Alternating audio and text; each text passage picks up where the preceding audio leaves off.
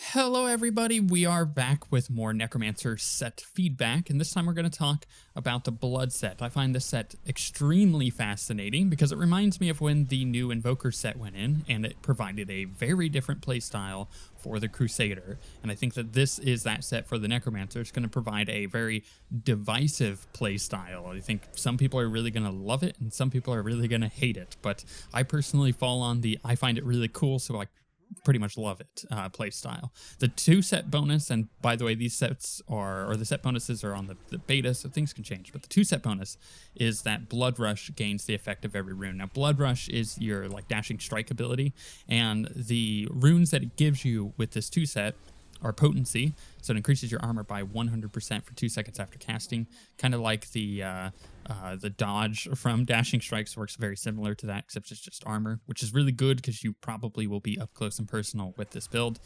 Transfusion heals you for 2% of your max health for every enemy that you pass through. Molting will put a corpse down where you left, which is nice because you'll be using those corpses.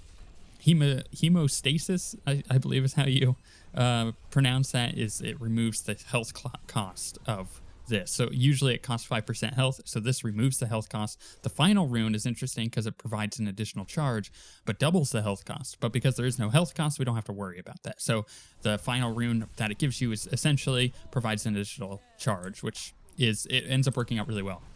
The 4 set bonus, when at full life, your healing from skills is added to your max life for 45 seconds, up to 100% more life. So essentially, you can get this to 100% within 2 casts of Blood Rush with a lot of enemies. It's really easy to do.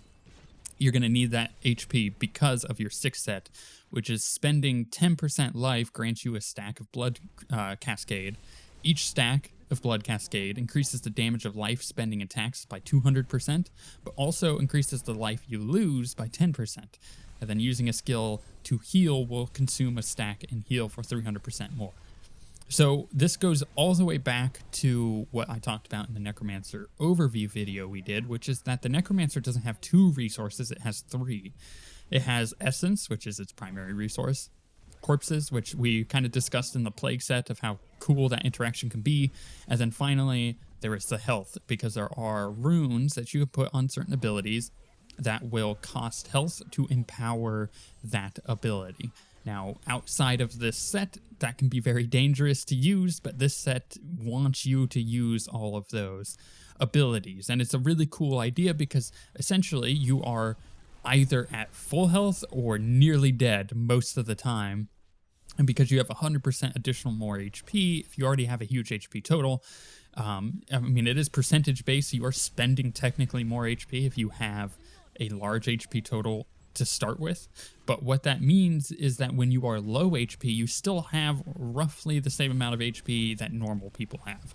And it's because of this that I think, and I've thought about this, I haven't been able to test it yet because I haven't been able to get into a 4-man group, but my suspicion is that if you had a support monk healing you, you would get most of that health back anyways. You wouldn't have to ever worry about spending your health or your stacks to return a ton of health.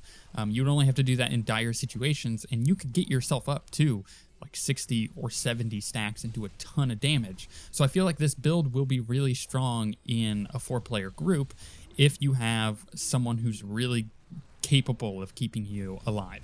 But with that aside, let's talk about skills, because we need to know what skills are able to spend life in order to empower this set so that it can be used with this set. And I think that the bonus to this set, the reason you would use it is because of the flexibility.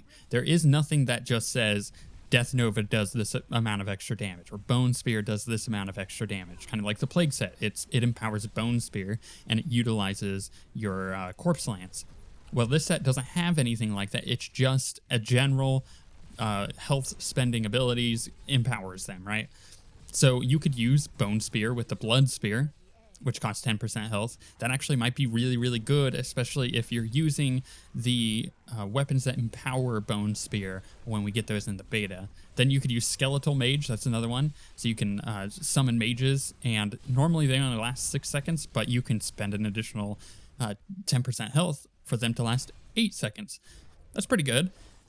I find Skeleton Mage is a bit clunky to use a lot of the time, but with this set, you could potentially do a lot of damage with them, especially if you kind of went with more of a pet build with spending your health. Then you have Death Nova, which is the one that you primarily see me using a lot in the background. Blood Nova, which spends 10% health and then, you know, deals the same, which is a nice little AoE effect.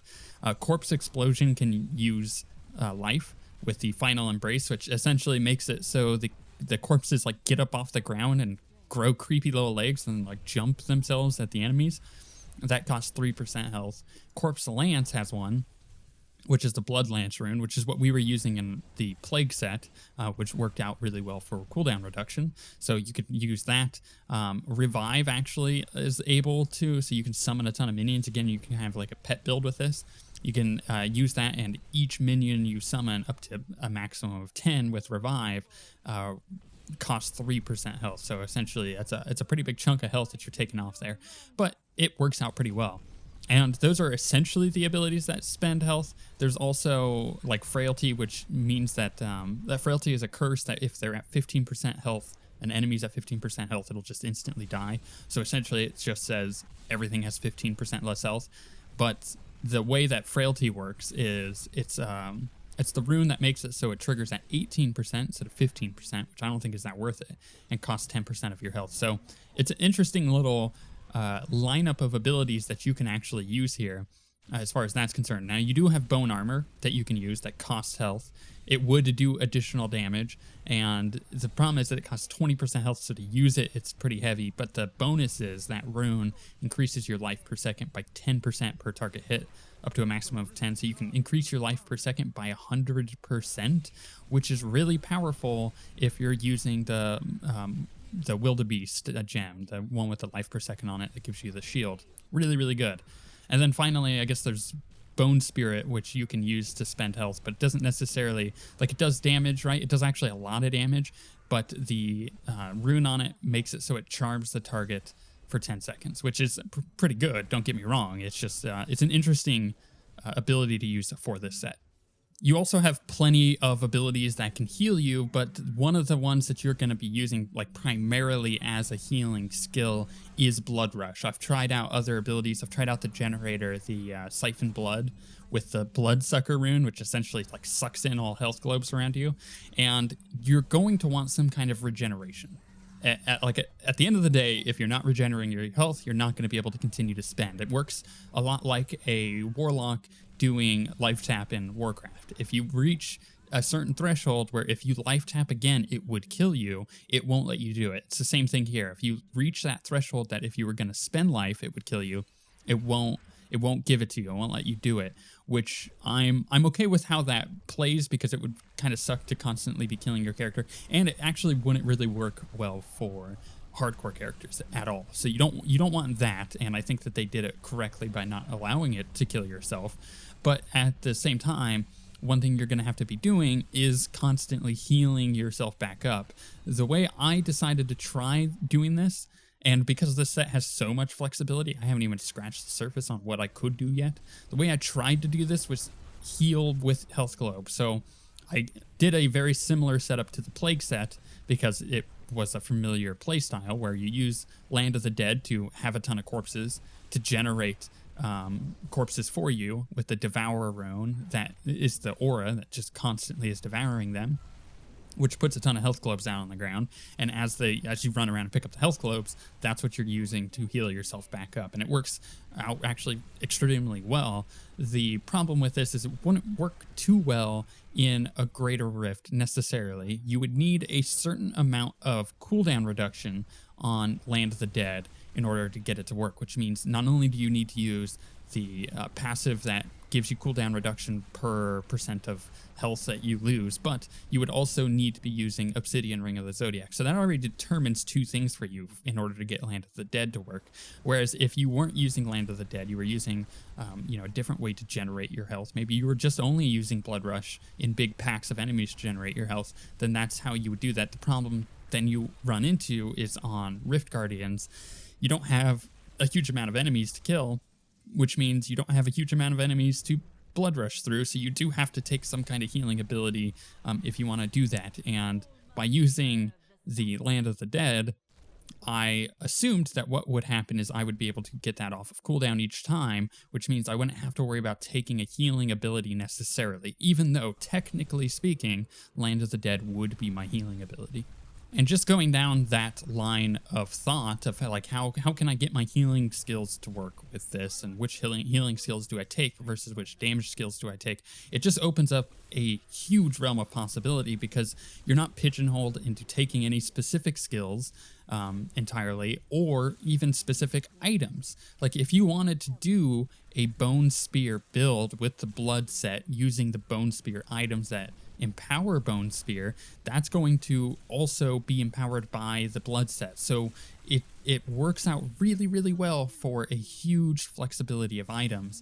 I wouldn't ever say that this build will work for a support build like the set. I don't think you're ever going to see a support build with this set, but you might see a lot of really, really powerful damage set builds with this. Now, you could see different Greater Rift builds be completely separate from each other and probably still pushing the same level of Greater Rift based on what skills people are taking versus, others. So, for example, you could have that Bone Spear build versus a Blood Nova build, which would be interesting to say the least. But I think that because of the other items that we don't have in the beta yet, and augmenting those abilities, you will end up in a situation where certain people prefer different playstyles on the Blood set than others, even though there's likely going to be one build that kind of dominates Blood set builds. But unless you're pushing Greater Rift leaderboards on the seasonal stuff, then you're likely not going to be using that build. You're just going to be using the one that you like the most if you're using this set. And I think it works extremely well. Again, I said at the beginning, it's going to be very divisive. There's going to be people who love this set, and there's going to be people who hate this set based on how they enjoy playing. I don't feel like this set is very hardcore friendly. But then again, one of my favorite hardcore builds of all time is the Jade Witch Doctor with a new one, which happens to be extremely squishy and very fragile, but it is really, really fun to play, and I love playing that one in hardcore particularly because it adds a bit of danger to the whole situation. And I think this Blood set is going to kind of give me the same thrill on hardcore. I don't know if I would try it right away with it, but I am certainly curious to see if I can get it to work. So my feedback, though, is as follows. Don't change it. Leave it exactly the way it is. It's working really well the way it is. Maybe the numbers can be adjusted, but the way that the playstyle works is perfect. The fantasy of this set is that you're spending your HP to empower your skills, and it nails that fantasy because it allows you to choose whatever skills you want, which means that you can come up with the one that not only works best for you, but also is very, very good based on the items you have.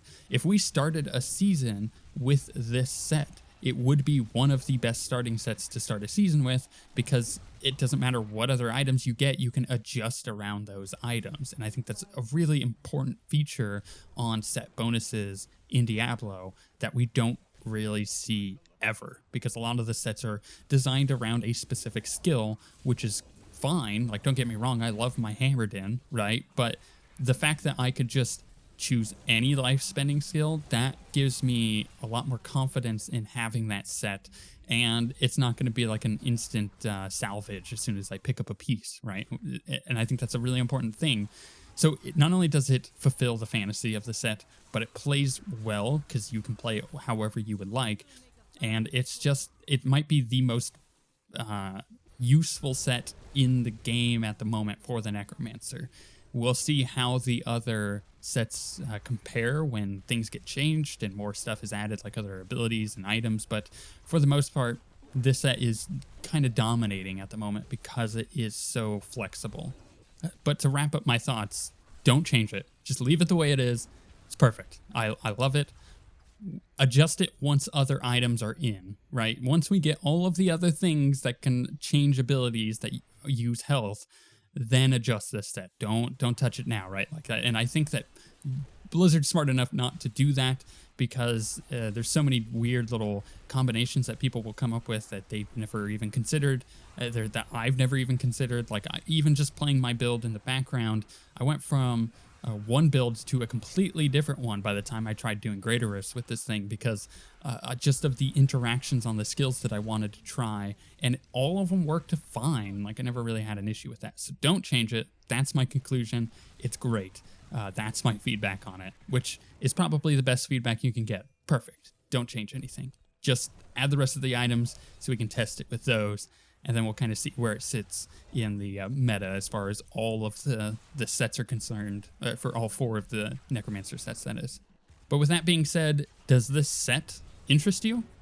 Do you want to play a build that involves, spending a lot of your HP? Because it's super cool to me, and I've really enjoyed it thus far. But we shall see you guys next time.